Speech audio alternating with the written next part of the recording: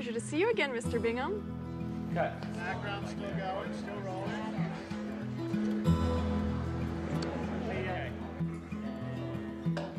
Jason had written Thank You for Smoking, and he had directed Juno, and I could tell that there were all these sort of creative juices waiting to get out.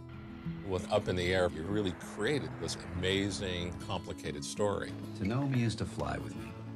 This is where I live. The book spoke to me on multiple levels.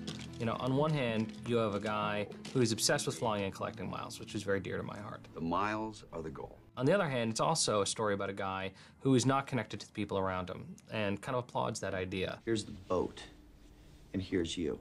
Do you want to be in the boat? Yeah, alone. And is forced to reconcile with the fact that he needs to make connections in his life. We see that through George Clooney's character, Ryan Bingham.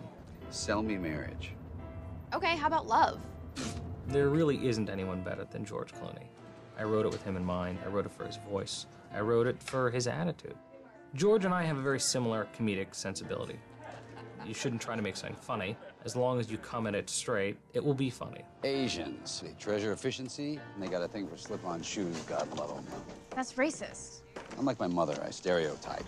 It's faster. Ryan Bingham is a very tricky role. No, I don't even think of him that way. He's old.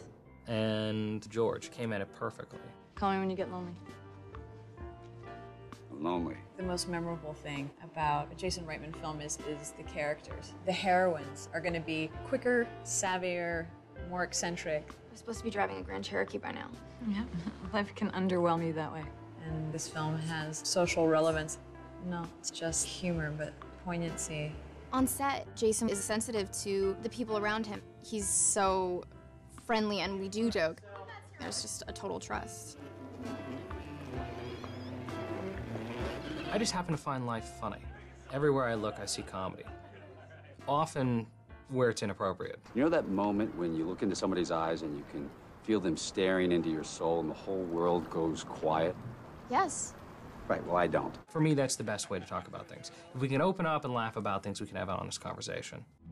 Up in the Air confirmed ideas that I felt burning inside, that it's imperative to find connections in life. And that is right at the soul of what this film is about.